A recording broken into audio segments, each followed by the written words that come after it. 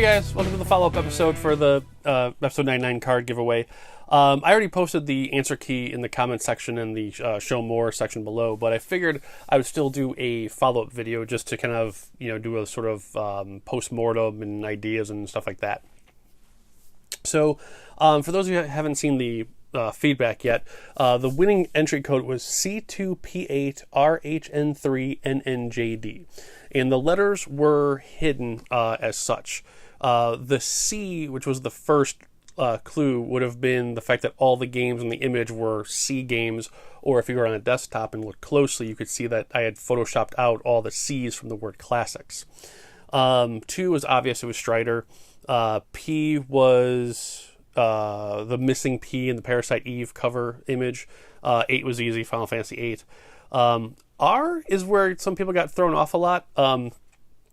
People were giving entries that had TR as possible codes because of the Tomb Raider, but it was the backwards R in the subtitle for Lara Croft. H was probably the sneakiest one. When you came back from the video footage of Tomb Raider, I had created an H out of Dreamcast games and Sega Saturn games behind me. N, obviously Namco. 3 was easy. That was Street Fighter 3's animated number. NN was the on-screen visuals for N2O. A lot of people had guessed it NNO as part of the code, but obviously it was just the 2 N's on screen. And the last 2 letters, JD, were the initials in my name at the end of the video, highlighted in yellow. I gotta say, aside from not realizing people could have been potentially locked out of their PSN account from guessing so many codes, this actually went really well. I got a ton of great feedback. People seemed to love it. It seemed the only real problem seemed to be that people were overthinking a lot of the clues. The 3 letters that I thought would be problematic, to a degree, were, but not the reasons or the level of difficulty I thought they'd be. Like with C being the first one, I was afraid not many people might realize it because in the video I verbally say, since we've already started, meaning you had to go back the one to figure out that issue. That one was like about 50 or 50. Half people got, half people didn't. I was really worried that was going to be the one people missed. It turned out the ones people missed almost all the time was the H made out of the video games and then the missing P in the Parasite Eve logo. Everyone was guessing E. Like, it was just so... I felt so bad because I figured if you had noticed that the C's were missing in the first clue, you would have actually noticed that the P was missing, so that was the letter you needed. But yeah, overall, it turned out really well. It was really cool seeing people, give me their submissions after I, changed up the rules when I realized someone side messaged me and said they had tried 200 different codes, and that's when I kind of went, you know what, I'm going to start giving hints. I don't want you guys to take down PlayStation Network. But yeah, so congrats to the winner. $50 for them to spend on whatever they want. Buy Street Fighter Alpha 3. But yeah, so this went really well.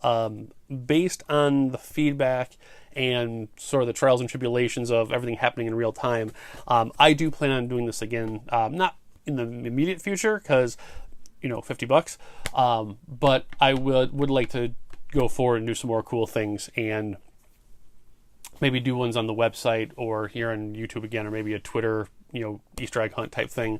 But yeah, this was actually really, really cool to do. Thank you guys for everyone involved. Like I said, it was just really fun to see how people were coming with the clues and so forth. Some of the other little lessons learned is how I presented some of the clues. I had a couple of people come in with C222 in the beginning because they thought the glowing effect meant how many number 2s you needed instead of it just being the single number 2. What else was there? The JD one, the last 2 letters were hit or miss, and I had nothing to do with that. That just was how it came off the card, and I was like, I know exactly where I'm using those letters.